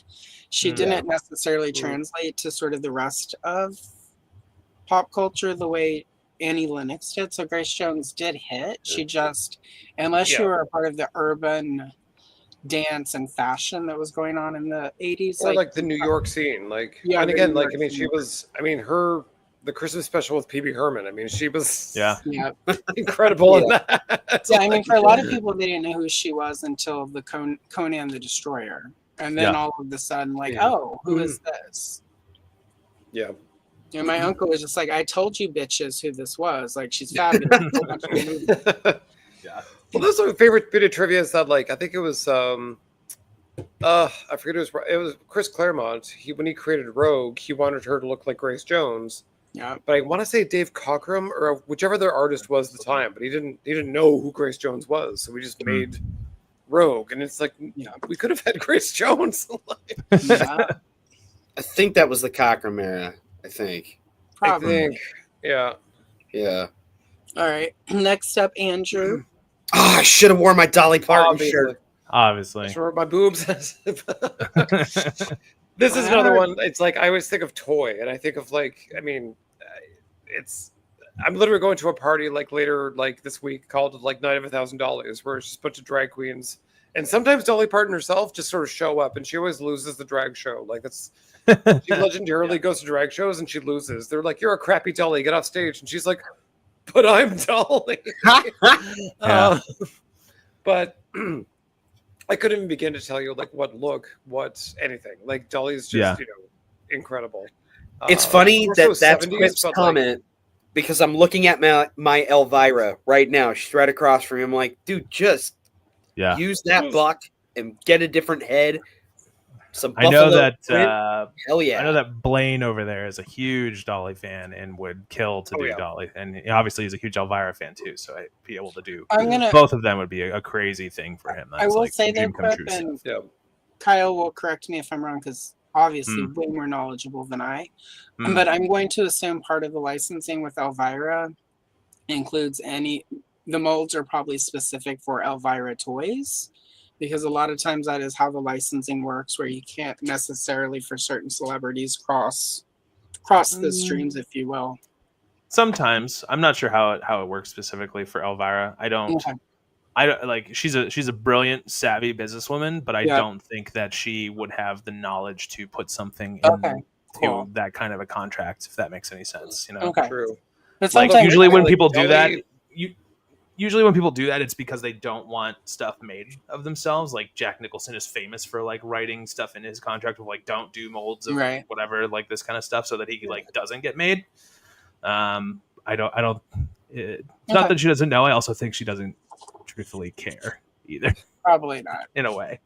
So. Yeah, I feel like Dolly would want sort of like a cut of the action. Like these would be sold, much like Disney. How does she not have stuff at Dolly World already? Well, that's the thing. Right? I mean, like she would have the merch right there. So I mean, if she went to Super 7, if she went to NECA, and I mean, like I feel like she would be shorter and somehow even skinnier than Elvira and bigger boobs somehow. Like she would be like sort of a different animal than Elvira. Yeah, you could probably reuse the torso maybe, but that in like the arm, that's maybe about. But I mean, like back in the 80s, even the 70s, they were huge. Like comically huge. Like this is nothing. This picture is not. She's very dressed down. This is like Mormon Dolly Parton right now. Yeah, this was like she's getting into like the 90s kind of Dolly Parton of like I'm a good Christian girl. Yeah, this is from like the early to mid 70s. Yeah. I think this is before she really. There was a point in the 70s where she fired her management because they were kind of limiting what she could and couldn't do. I believe this is before. There are a lot of pictures to choose from Dolly, but I just like this one because it was very. I don't know. It reminds me of somebody I would be related to that I could still talk to back home. So. With like a hard front wig. Yeah. Well, that's how we wore wigs in this. I don't know. I didn't wear wigs in the 70s, but I'm sure. And of course, wham! Exclamation point. Yeah. With a Deadpool 3-pack. 100%. And it would be like the sort of like choose life t-shirts, like all that. Yeah, it would be. I'd go so hard. Yeah. I had such a crush. I have actually the best story I have, not to do with me, but like a good friend of mine.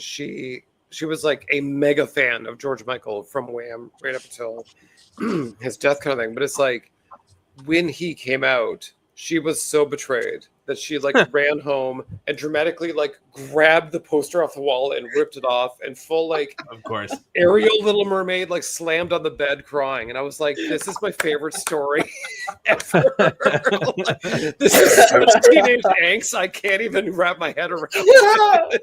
I have a friend who did that, but she was like my age and she was like 35. Well, I'm 25. We were 25 when he came out. I just remember calling her because I knew as soon as it hit the news, I'm like, oh my God, I need to call her. And because the first time I met her, she's like, let's look at my George Michael album.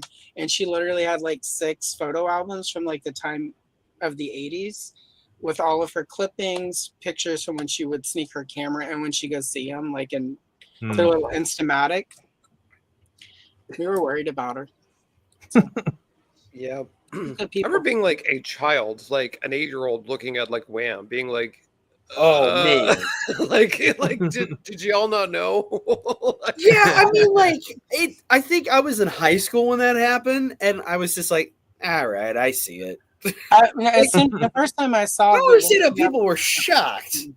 Yeah, no, I never. No, as soon as I saw "Wake Me Up Before You Go Go," I called my uncle in New York. I'm like, okay, the guy in the shorts, and he's like, oh yeah. He's like, Andrew was straight, no question. He couldn't dance. He didn't have that wig on. Oh yeah, George. Yeah, that dude was. His eyebrows are not even sisters. They're like half cousins twice removed. Because there was that rumor, you're like, were they dating or like hooking up or anything? No. Nah. No. No. Right? Yeah. No, Actually, I mean, like I love like I want Wham, but at the same time, like I do love. I forget the album name, but it's like after he got busted. He went so hard. Like his videos of like the urinal spinning and turning into a disco, like that album, those videos are crazy. Like, yes, I love them. So I'm like, all the better. Well, here's what you do. You do 3 George Michaels. You do Wham era, you do Faith era, you do like the 90s era that you're describing, where he had like the mustache and little goatee and that the Caesar haircut of the 90s. Hell yeah, do all 3. Fuck it. Let's go. It's big, like young Elvis versus fat Elvis. Like which one do you want? Like, take your pick. There's only one Elvis. So many eras. Yeah, skinny Elvis. Costello. I agree. You're right. Exactly. Allegedly, I'm named after Kyle. What was I going to say? Oh, we just have to take a moment. The year that we lost George Michael. I wasn't able to properly because it was the same weekend we were waiting to hear about Carrie Fisher. So that was a rough. That's right. That was part of the 3. And then he left us on Christmas. Ever. Yeah. And it's like, and then her mom died like 3 days later or something. I was just like, what is happening? Like, I they know something. That. Yeah, no, I expected Debbie to go.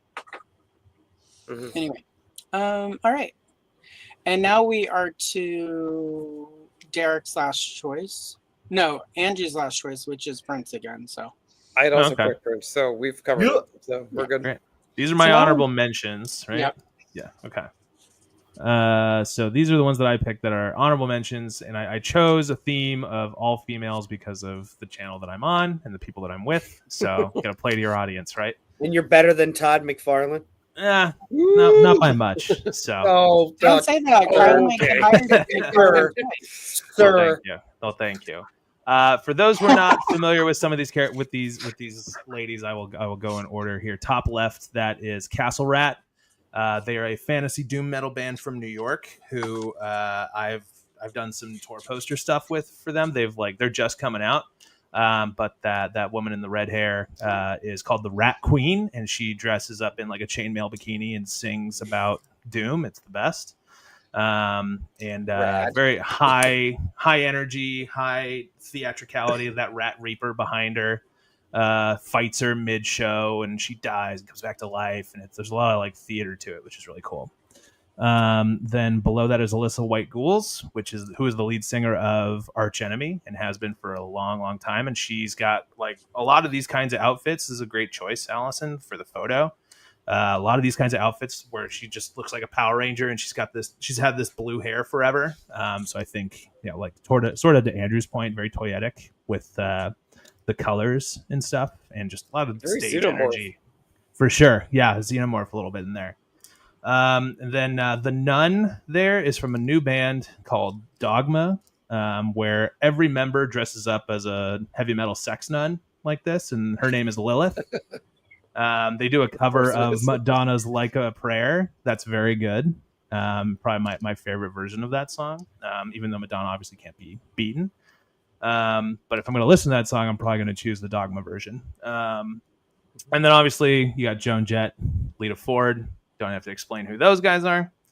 And then in the bottom there, that is a woman called Brittany Slays, who is the front woman for a band called Unleash the Archers out of Canada. And they are also like a fantasy themed metal band. They have like a live stream where they play D&D together and like that kind of stuff. They're really, really fun. They're a really cool band. And like I think all of these women are very toyetic in their own right and deserve, some action figure love, especially the two classics in Joan and Lita specifically. Hell yeah. It seems frankly overdue that we haven't gotten some sort of Joan Jett figure. Anything, yeah, exactly. I mean, not even Barbie has given us a Joan Jett yet. I want to say that's crazy. I feel like somebody had at one point announced a Joan Jett figure, but it's not. I looked to make sure, and it hasn't come. Yeah. I feel like music's also sort of like, I mean, Barbie's been doing it for a while, but they do like such a huge, they'll do like Lucy, they'll do, whatever, Wonder Woman.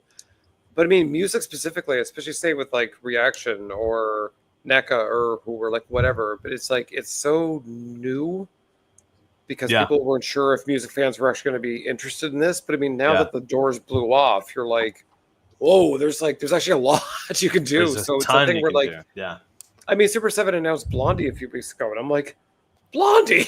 That's the like, second. That's the second Blondie figure, by the way. Was it? Like, it's just like they did a white dress version about a year and a half ago. Oh, that's right. Yeah. But yeah, I think we live in a timeline where there is a Mattel Stevie Nicks. Yep. That's really cool. So I think nothing's off limits at this point, is what I'm trying to say. Mm-hmm. No, it really isn't. That right there is proof of that. Yeah, exactly. If Mattel can say, yeah, screw it, we're going to make an Eternia, anything goes, man. Yeah. Yeah, that was the turning point for them. They're like, make a weird Fright Zone. Who cares? All right, let's go. Next. Yes, this is a band called Midnight out of Cleveland, Ohio. They're very similar to Motorhead. They're like death metal Motorhead is how I would describe them. And they all dress up in these like Reaper hoods. That guy with the bullets on his chest is their lead singer and bass player called Athanar.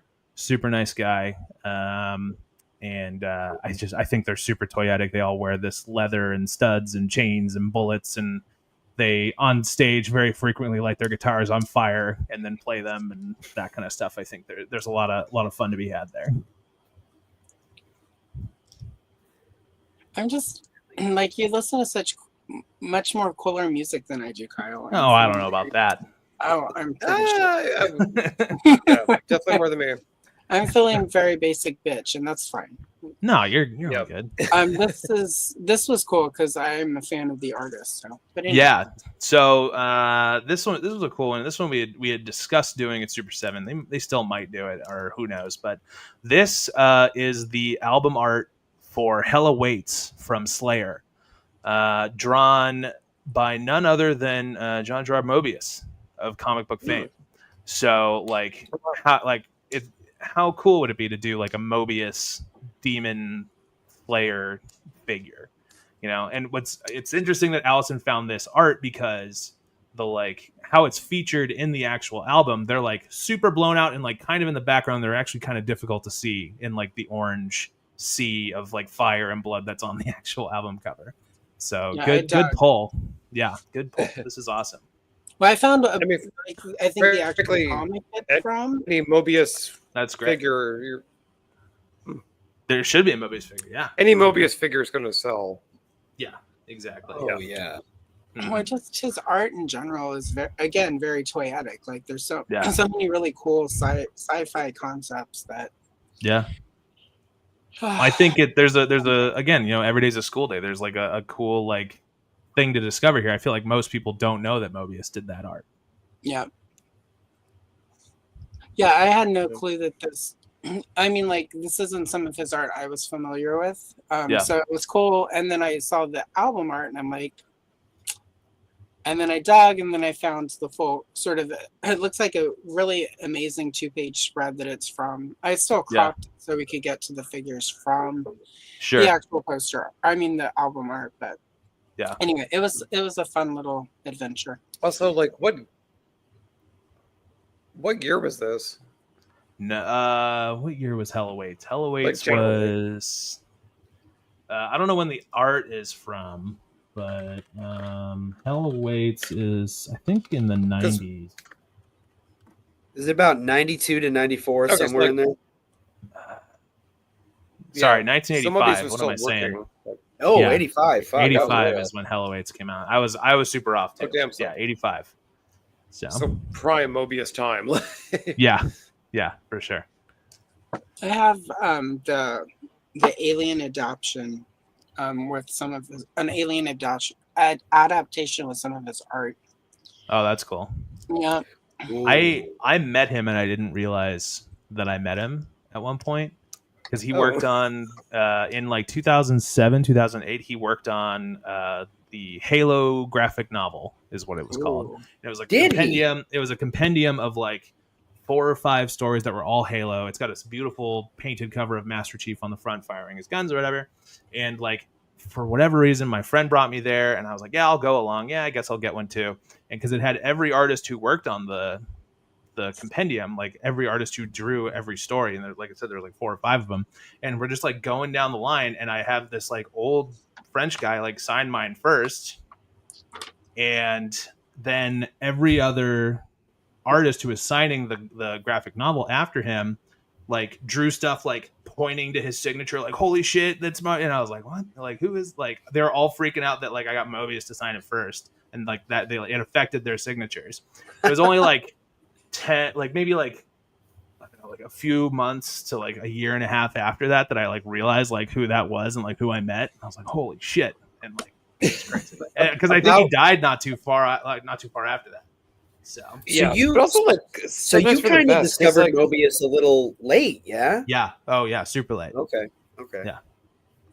This might have worked out because I mean, like, that's the thing where it's like when you do meet your heroes, yeah, with that anticipation, you do kind of like get gobsmacked or tongue-tied or super awkward. Like the weird, like I've this is a stupid thing, but I've met Marina Sirtis about a dozen times. Counselor Troy from Star Trek. The first time I was like, oh my god! But I mean, like, she's so funny. She's so dark-sided. She's so like mean. And I'm like, please be mean to me. I just walk up to her. I'm like, bitch, like, be mean to me. So like, and then like, there's been a few times she remembers me. She's like, oh, you're that asshole from Vancouver. I'm like, yes. Like, fantastic. That's an accomplishment because there's so many in Vancouver. It's true. It's true. And I was their king. Next. Brutal Legend. Next one. Brutal Legend. If anybody's ever played this video game, it's basically like a heavy metal fever dream where you play as a buffer, more metal version of Jack Black going through a metal hellscape trying to, defeat demonic Tim Curry from, taking over the land or whatever. And it's got voice acting from Ozzy and Lemmy and Rob Halford and Lita Ford and like a bunch of people in it. It's great. And I think just aesthetically, it's very toyetic and super fun and very influential on my music taste as well. I was 19 when this first came out. And I had just gone through like a electronica phase, and I had always liked metal and like hard rock and stuff like that, but then like in high school I hit electronica and like DJ stuff for a long time, and then like I played this game and I was like, oh fuck yeah, like I fucking love metal, and I forgot about it. It helped me rediscover it. So like, this is the life I wish I had. Pretty much, yeah, exactly. I think a friend of mine worked on this game. A friend I went to high school and college with, I think, worked on it.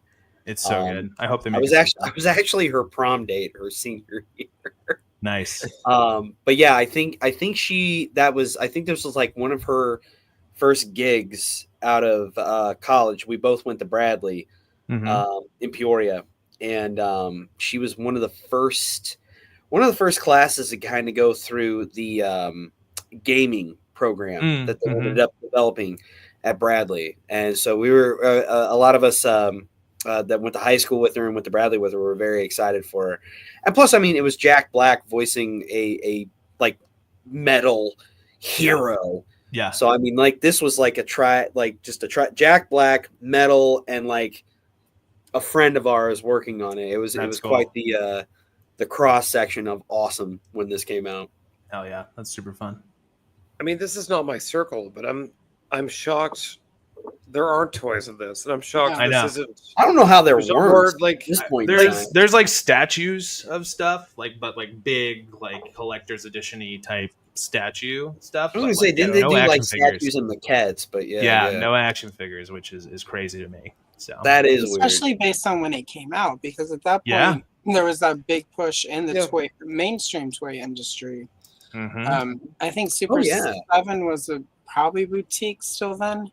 But there was this huge push at this time to like get the kid.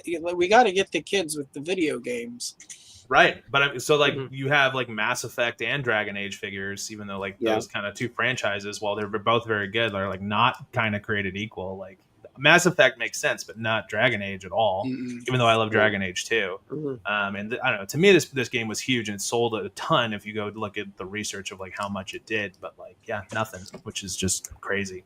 Hell, I think you had Tony Hawk Pro Skate figure. You did at this point in time, but you didn't have the. Yeah.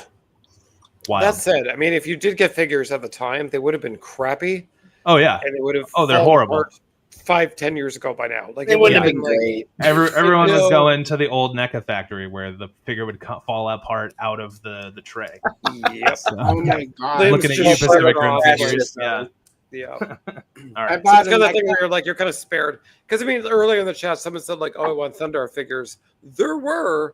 They're bad. So like, they weren't great. I think that was new, around the like- time they were doing like Hanna-Barbera and like Space Ghost toys, like Space Ghost, Zorak, Brack, Moltar. Which, There incredible. were some Thundar toys.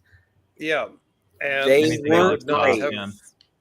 No, it's not what Well, you wanted. even- You might think even you know what worse you want, though. but it's not that. Yeah, no, honey, no. They're super expensive. Like, put it down. Yeah. Well, Like, now trying to I get mean they this were. Thundar now. Yeah. Yeah, I mean he's probably a couple hundred. But I mean the thing is, like, I would find him at like Virgin Records. Like he would never be at a Toys R Us or. I was just gonna say, retail. yeah, these aren't at like an FAO Schwartz. This is at like Yeah. Sam Goody, Musicland, Virgin Records. Yeah. They're right there with the Eddie from Iron Maiden and Bark at the Moon Ozzy figures, the McFarlane Psycho Circus figures. Yeah, 100%. they're not at been Toys like R Us. $20-$30 in like 2002 or 3, and you're like, I'm not spending. I will never Yeah. spend that kind of money. Early on odds, toy. early odds, Uh, Bush W administration money. Yeah. Yeah. Okay, I think we got one more. We Or maybe two more? technically we've got two more. Two more. All right. I mean, following This- up, this makes sense, right? How is there Yeah. not Tenacious D anything? A Sasquatch 3-pack. You can do the HBO 2-pack. You can do Hell yeah. them with the devil in the 3-pack. You know, a Pick of Destiny. They've made like the Pick of Destiny as like a replica. You can get a Pick of Destiny because I have one.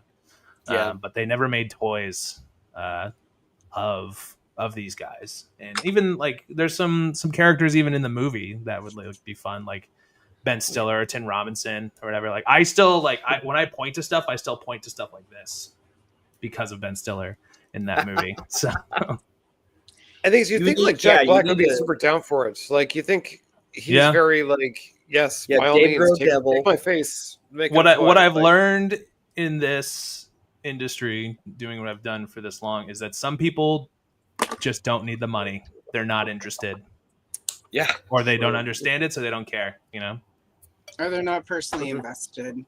Yeah, exactly. Well, I mean, Kyle, to that point, I mean, there's a lot of people. I honestly, I'm one of them who have wanted Ernest P. Worrell figures for years. Yeah. Yeah. I know the guy. Literally know him. We have interviewed him. The guy who holds the license to Ernest and all that shit. Yeah. And he just, I don't know that it's necessarily that he doesn't have an interest. I think he just doesn't understand how it works. Yeah. I think he's a little afraid of how that works. Because I guess people have approached him before. Sure. About it, and he's just kind of, huh. Yeah. And it's like, do you understand how many people want like variants of Ernest and Fucking a Scared Transport Stupid figure? Yeah, dude. Yeah, exactly. Yeah. I mean, it's the same thing as like it's when Judith Hogue was approached for the April O'Neil movie figure, and like she was sort of like, "Why? Who are you? Get off my lawn!" Like she was very much like, "What the hell are you talking about? Who's even talking about this movie I did like 30, 40 years ago?" Yeah. And then she sort of like decided to like flip the script and actually get like very involved and actually like understand like every step along the way. And that was super interesting because it was sort of like her journey and her, convincing Elias to do Casey Jones and other actors to do this stuff. But I mean, like, it was very much like you kind of actually saw in real time the actor's process of being like, what? to, hey, let's go. Like, yeah, that's cool. I mean, Jack Black is certainly not hurting for cash. I think Kyle would maybe be more excited to do it lately. But I think you need both. Ultimately. Yeah, you need both. You might be able I do to want get a John C. Reilly Sasquatch though. Yes, of course, obviously. You might be able to get Jack Black in though if you were like, hey, and we'll also do that dog action figures because that's the band his wife was in. Right. Yeah. In the 90s. There you go. with Maya Rudolph at one point before she went off to be Saturday Night Live famous. Right. Yeah. So I mean, I've wanted Tenacious D for a while, so it would be super sick if we could do that. But who knows? One day. Anybody at this point. Doesn't have to be me, as long as somebody does it. At some point, Jack Black will be like, "We should do figures of that," or his kids will think that. Yeah. So, and then last but certainly the most is Death Clock. This is like my number one. Like, I want to make like these action figures so bad. The whole show is. I know. I wore the shirt for this thing. The whole show is so toyetic. There's so much like fun to it. Like you could do blood variants, you can do corpse paint variants. Like there's all kinds of crazy characters. You can do Dr. Roxo, you can do their manager, you can do Cocaine Clown. Obviously, yeah. You can do face bones. Like you could do their parents as well. Like Murderface's mom, who on the Rascal scooter is like insane. And then you could do Pickles in therapy and like his hallucinations, and it's so good. And like all of the videos have like some pretty like toyetic stuff as well. Like the video specifically, I'm thinking like for Thunder Horse, like Nathan, the guy in the middle there, like dresses up basically like Conan the Barbarian and like rides a horse. So like you have a Thunder Horse variant right there. Like that's easy. Yeah. I've thought a lot about this, and I would whoever gets this license, give me a call, because I'm honestly surprised there haven't been Death Clock figures. There's been some in Kid Robot blind boxes of Adult Swim stuff. Okay. There's like they'll put like a Nathan or a Murderface in there. But I can see that. That's it. I was just gonna say like we've been like kind of going through like the 80s nostalgia for like 20 years now. But I mean like the 90s is definitely kind of creeping in more now. But it's like we haven't hit the real 2000s nostalgia yet, and that's very like Adult Swim, where like we've not seen like Aqua Teen Hunger Force or Undergrads or Clone High, and it's like I feel like that's sort of like the next frontier. Oh my god, it's very close to that. Like I love Clone High, not so much the new one, but the old one. No, the old one. On that other note, I would kill for a Harvey Birdman attorney at law figure. I was just going to say that. I love that show so much. Oh my god! I'll take the case. Did you get I sent you? So dumb. You get that thing I sent you? Yeah. And also, like, every accessory, like, everyone needs to come with a lobster. Just like whenever there's a big hurricane of things, a lobster goes by the screen. Like, there needs to be these things.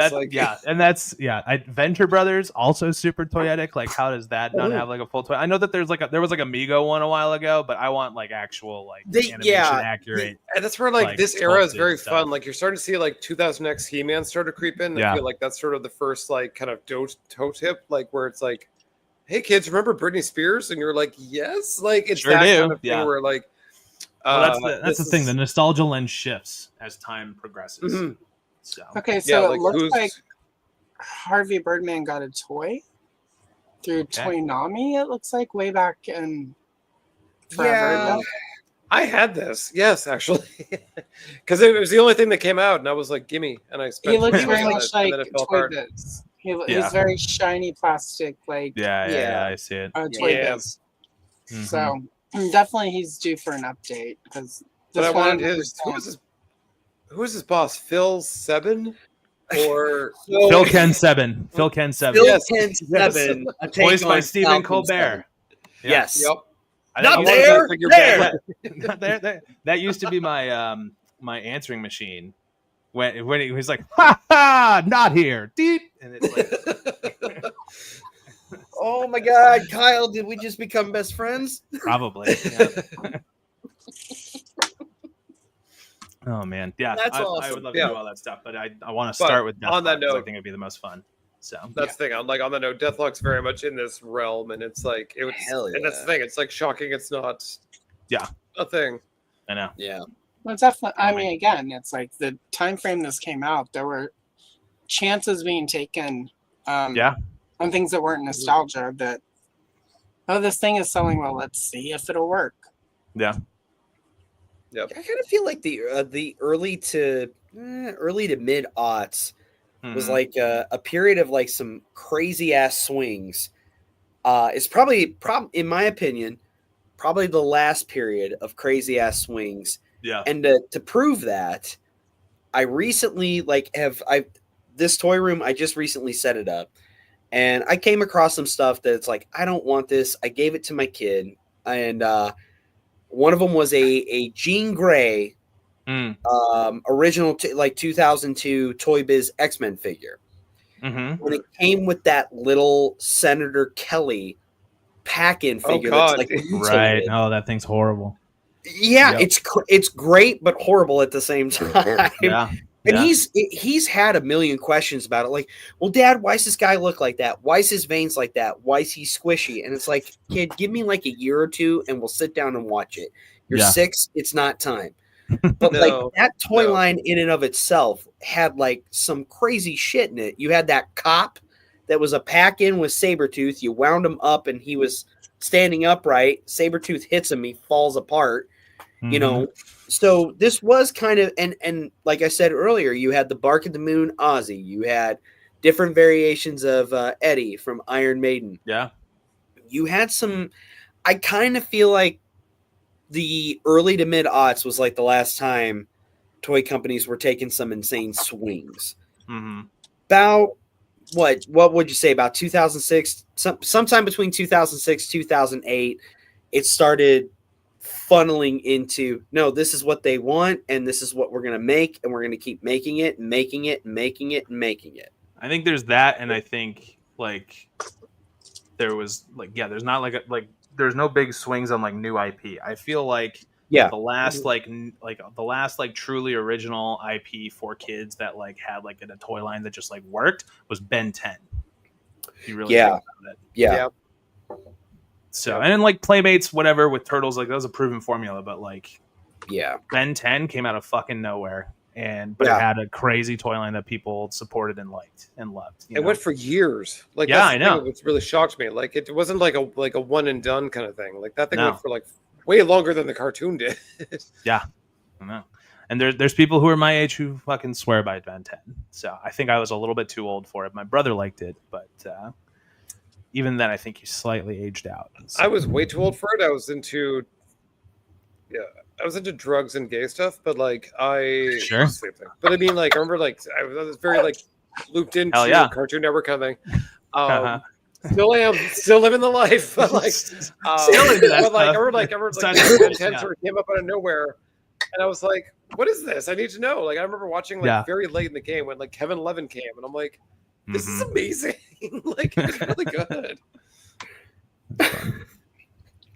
All right. Was that it? Derek, that was it. We are to the end of this. No, I just drugs and gay shit. I'm pretty certain that was like, I don't know. That was the mic drop. That might have been a Motion City soundtrack album that I bought. That's pretty terrible, yeah. And really quick, we didn't, because it feels like 5 people would be too much, but Quip, his top 5, Meg the Stallion, No Doubt, Living Color, and Chromeo. Mm-hmm. And then last but not least, John Williams, with variant style to fit and all the motion pictures he wrote music for. Okay. Yeah. There's been a Williams, not a figure, but like there's been like a statue and stuff. Like, didn't Gentle Giant put him on like a Rebel Commander head or something? Or I'm thinking of McQuarrie, but they probably did that for Williams too. Oh yeah, I'm sure they snuck him in somewhere. Yeah, somewhere. Yeah, exactly. You Colt saying they need a Sade figure. Oh, they're trying to tell me C.O. Bibble from episode 1 is John. No, sir. If only. It's not John Williams. That dude deserved to get blasted, and he did not.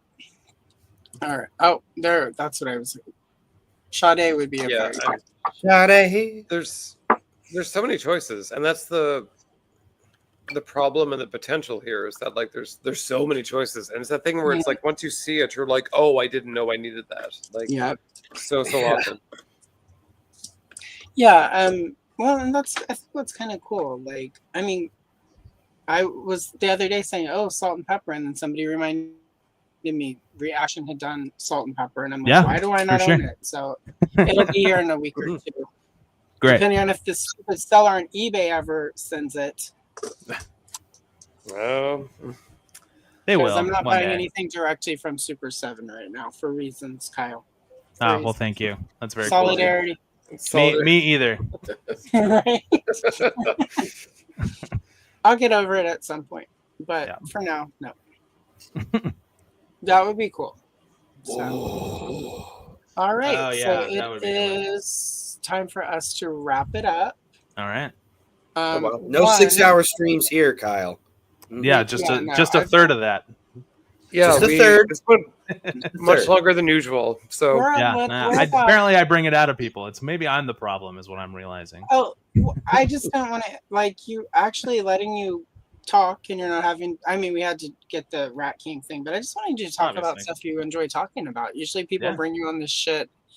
I mean, on these wonderful web programs, and then want to have you only talk about what interests them about what you. I was just like, let's have Kyle on and talk about. Thanks. That's cool. The biggest question, the hot button question right now, Kyle. Did you have fun? I did. Thank you. Good. Thanks for being cool. I've been on a few things lately where I was like, I probably should have vetted this before. I watched one of those. Same. Yeah. And it was fun. It was fine. It was all harmless. It's all right. But I felt like I was in good hands, and I'm happy to say that was all true. So thank you. That was very cool of you guys. Yeah. We don't really want to talk about your ex-girlfriend unless you really want to. You know what I mean? Sure. Yeah. We'll make up a reason, and I'll ping you about joining me some Sunday, and we'll call. I think I have Godzilla coloring books somewhere that we can make some color. Or if you have art that you would like to color and chat about, we can do that. Yeah. You figure it out. I might have some. I should probably draw something on my own first, and then we can figure it out. We'll figure it out. Right now, it's all stuff for other people, but then eventually that's going to dry out, and that's when you start drawing for yourself to keep your skills sharp. So. Mm-hmm. All right. So really quickly, Kyle, where can the people find you? I'm mostly on Instagram, but I'm on Facebook too, and LinkedIn, all that other stuff at Wlodyga Dude, just my last name plus Dude. It's written right there on the screen for you. Check that out.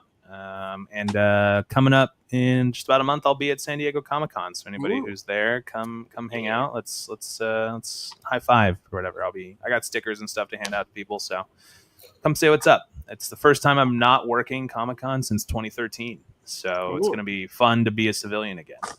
Sweet.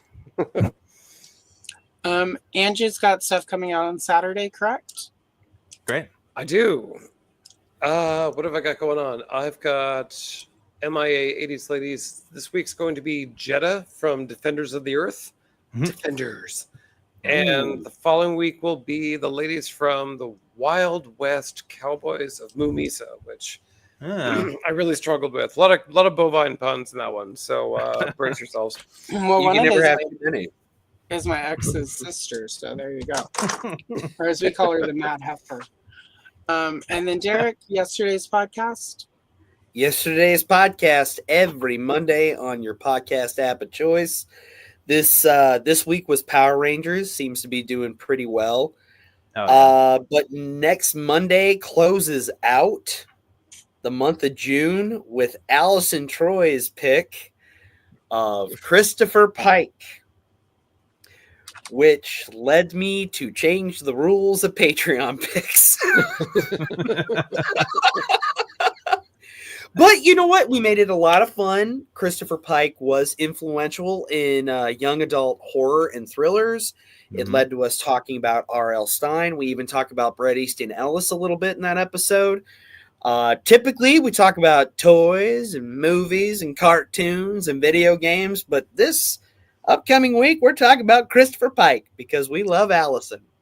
And on the Trekkie, I'm always like, Captain Pike from the original pilot? And you're like, no. I'm like, well, that's not the subject matter, but that's where he gets his pen name is from Christopher Pike on Star Trek. So we managed. Allison threw out a challenge. We made it very interesting, and of course, it's the last episode of the month. That means we will, of course, be talking about the Herbie of the month. So tune in for that on Monday to see what trash cartoon show we talk about at the end of the episode. Excellent. All right, and I've got Blade Runner shorts the rest of this week. Please check those out. It's my first original art in a while, and then my good friend Dora Raymaker, who is a published sci-fi author, drew a press for me that will drop on Saturday.